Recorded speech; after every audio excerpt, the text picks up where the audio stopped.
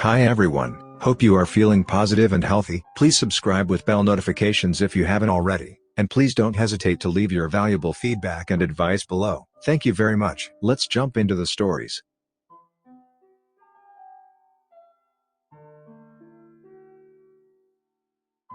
Am I the unreasonable one for refusing to be a live-in nanny for my brother and sister-in-law? So I, 22 years old female, have just graduated university. I worked part-time the whole 4 years and occasionally babysat my brothers, 30, kids, 5F and 3M, to earn some extra money. I still lived at home and still do and managed to save up a bit. I planned on going traveling to take some time out before I look for full-time work. However, my plans are on hold for now. The part-time job I did have, which was a constant source of income, has closed up as the company is shut down. I'm actively looking for a job, but a lot of places aren't hiring, so the only kind of money I get is from watching my niece and nephew or unemployment benefit, which isn't a whole lot. I was watching the kids one night recently where my brother and sister-in-law came back. When the kids were in bed, they said they wanted to talk to me about making the babysitting a more kind of permanent job until I found something better. They said they wanted to pay me to be a nanny and basically watch the kids on a more full-time basis whilst they were both at work.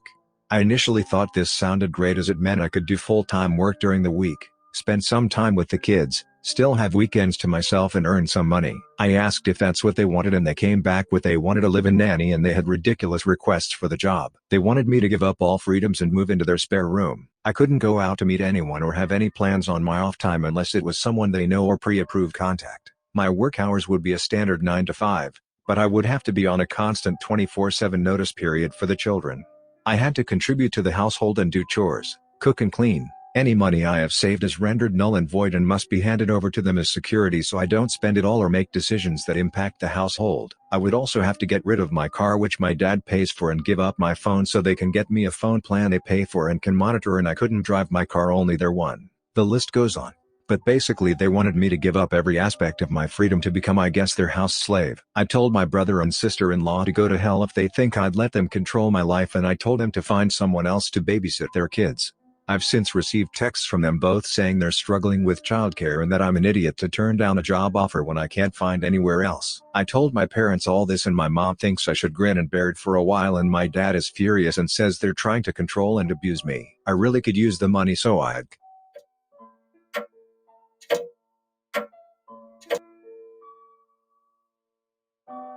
update. Everyone overwhelmingly has stated they want to use the fact that I have failed to secure a job after graduation against me, so I am dependent on them and that I should in no way even consider this. I have refused to babysit for them again, and many have suggested I reach out to UK services to report them for violating labor laws or if they try to recruit someone else. I think I will go NC for a long time with them and distance myself from my mother, as my father seems to be the only one who has my back. I will provide an update in due course once I figure stuff out. Not the unreasonable one. If your mom is pressuring you, they should be the ones to be a live-in nanny. Your brother's terms are outrageous. Absolutely don't do it. Not the unreasonable one, and your dad is reacting appropriately. These are absolutely disgusting demands, and wildly illegal too. They want you to become an actual domestic slave. Look it up. Thousands of people are victims of this every year. You won't grin and bear it for a while. If you do it, it will destroy you mentally and financially. Am I the unreasonable one for refusing to talk to my mom after she gave my stepsister my wedding fund? My stepsister was going to get married this summer, but due to COVID she had to postpone. Unfortunately, she ended up losing a lot of her deposits and now her budget is less than half of what it used to be. She also has to buy a new dress/bridesmaids outfits because she's now decided to have a winter wedding instead. I am also engaged, but we're still in the early stages of planning and recently decided to trying to figure out what our potential budget would look like.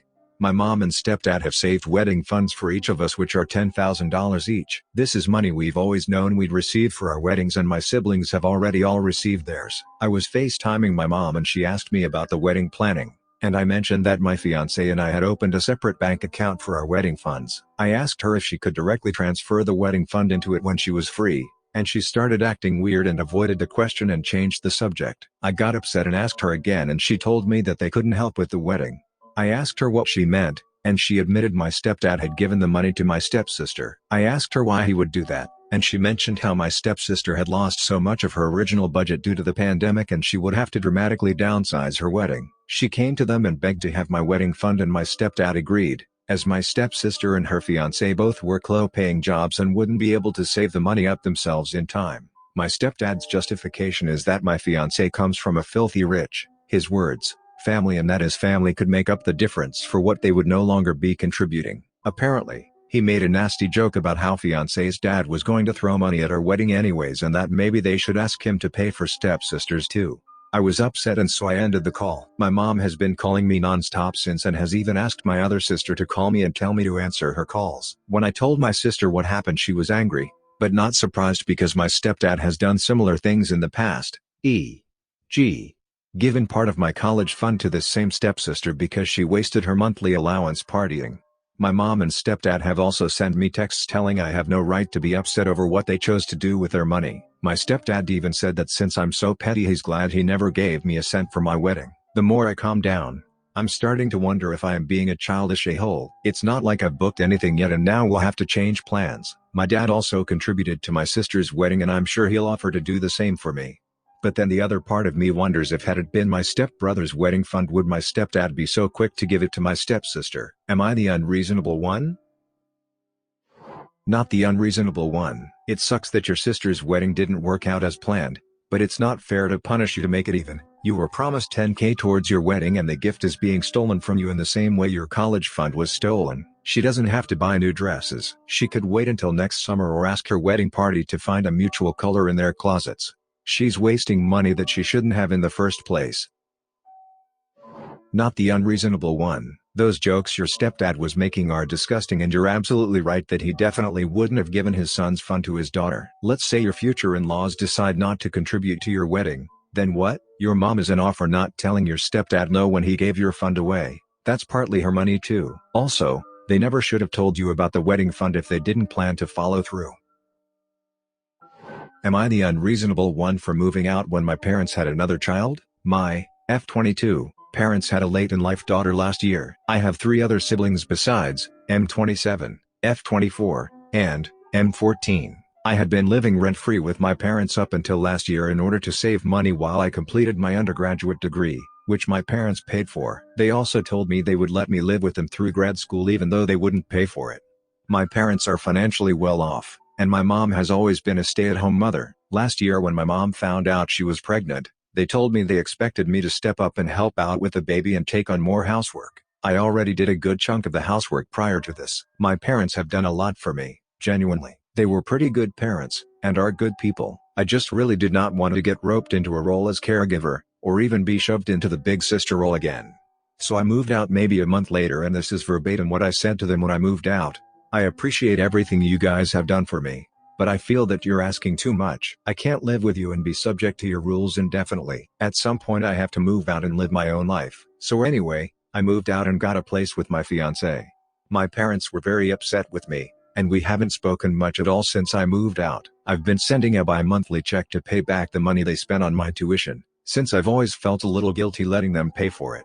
Even before I moved out, I'm honestly okay with this new situation, since my parents have always been a little overbearing. But my older sister recently told me that I'm selfish and ungrateful, and I should apologize to my parents and help them with childcare, etc. I am not going to do that, and I'm not entirely convinced I did anything wrong. Am I the unreasonable one?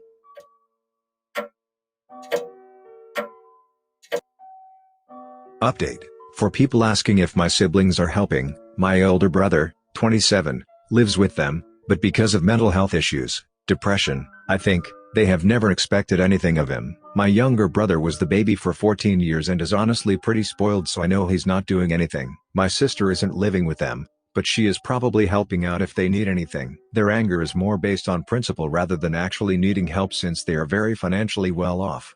Edit 2. A lot of people are asking if my parents paid for my siblings' educations, and the answer is no. My older brother and sister both got full scholarships to college, although my brother didn't graduate due to mental health issues. I went to an expensive private university with only a partial scholarship, and my mother was vocally against this, as she wanted me to go to a state school since I didn't get any full rides. They would never ask me to pay them back, but my mother in particular has always made me feel a bit guilty for spending so much money. I'm not sure if she was intentionally guilt-tripping. Edit 3. Sorry for the confusion on the timeline.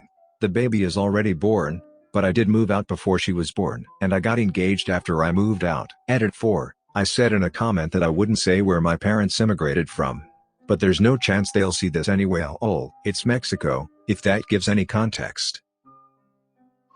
Say it with me. Children don't owe their parents anything for raising them. Should you be appreciated for parents that raised you well? Absolutely. But that's literally their job they chose to take on when they chose to have kids. And they are once again choosing to have another child and go through the whole raising process again. You did not get to choose whether you wanted to be a caregiver to this child and are in no way an because you don't want to be one. Not the unreasonable one.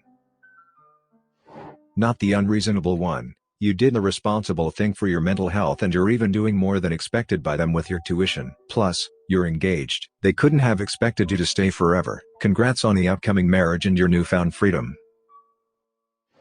Am I the unreasonable one for telling my vet she doesn't care about my cat, and she only wants money? My cat is older, approximately 9 years old and a bit of a chunker. He's got no issues with lethargy, appetite, or weird poops. But for the past 2 years or so he's been having these wheezing fits. My mom is a medical doctor and she has asthma. She suggested I try giving him some inhaler, albuterol sulfate, using a cat spacer chamber to put the inhaler in and dose it for cats. And ever since I've been giving him 2 inhaler puffs a day, once in the morning, once at night, he has stopped wheezing entirely. Just recently, his inhaler ran out and I took him to the vet so they could write him another prescription. The veterinarian said she'd only be comfortable writing the prescription if she knew without a doubt that he has asthma, and decided to perform some tests. First on the list was an X-ray. She said it would rule out heartworms and parasites, and show that he had asthma for sure. The bill for the X-ray was nearly $500, and she said it was inconclusive because his heart looks healthy, his stomach and lungs have no collection of fluid, and there are no visual signs of parasites, so it may be asthma. But then insisted to do a blood test and stool sample to rule out parasites, which would cost another $400 for each test. I told her I was pretty sure it was just asthma, since he has no lethargy or poop problems, nor issues with appetite, which are also associated with heartworms. She said, well, in my professional medical opinion, I have to disagree. When I asked her to give me concrete reasons why, she just started talking vaguely about how it's impossible to tell if cats have asthma, heartworms, or parasites. But other vets have told me otherwise. I said, well, I'm not comfortable subjecting my cat to these expensive tests unless I can get a straight answer. I'm sorry, but it appears you're more interested in selling me tests I don't need than helping my cat. She got very angry and I've been blacklisted from the vet hospital. Thankfully my mom had left a spare inhaler in the guest room of our house, so the cat will be fine for now. Thinking about what I said, I think I might have been out of line as I'm not a medical professional. Am I the a-hole?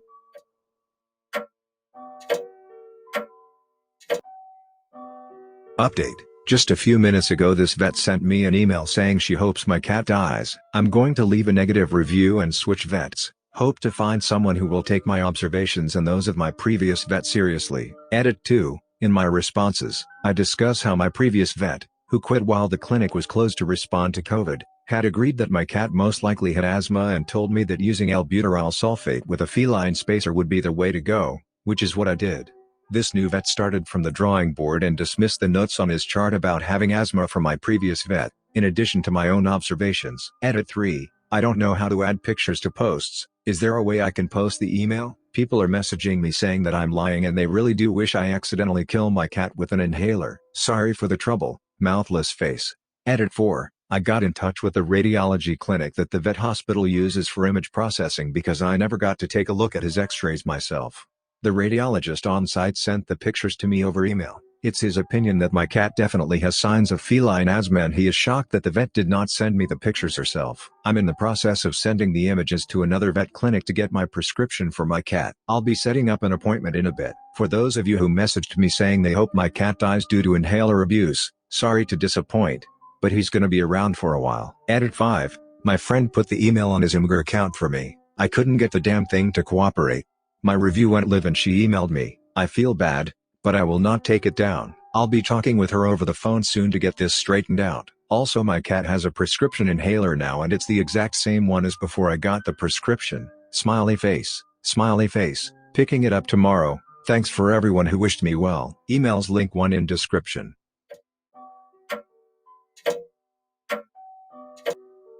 Update. Final. I just got off the phone with the vet. This is a brief transcript of how the conversation went. Me. Hi drive. Name. Thank you for contacting me. I just wanted to say again how sorry I am for insulting your intelligence and for how rude I was over the phone earlier. That's okay. It's completely understandable, especially with COVID and everything. So I see that you haven't taken that review down yet. Could you go ahead and do that? Me, I don't think I really need to take it down. Given the circumstances, I would be happy to include an edit. But I think people should know before making the decision to come to your clinic. I'm sorry. Okay, but you do realize you could get in a lot of trouble, right? I didn't give you permission to post those emails. Those are my private emails. It's a matter of patient confidentiality. Me, oh, isn't this the email address for your clinic? No, it's my email address. It's for my use only, to communicate with patients. So you've got a matter of confidentiality. Me, wait, then how did your assistant get access to it? She didn't. She sent to another email on a different account. Me, that's not what it says here. Then she says she's not going to get into the specifics of who wrote what from which email address. She just wants the review gone because it's unfair and inaccurate. She asked me how I would feel if she had posted the nasty little comment I had made earlier on my FB page. After that, she tried to confirm my appointment for blood tests, which I was in the process of making earlier before I had made the accusation. I said no thanks and hung up. Not worth getting into further. The whole exchange was pretty draining. Thanks everyone for your advice. I will report her to the board on my state and see where this goes from there.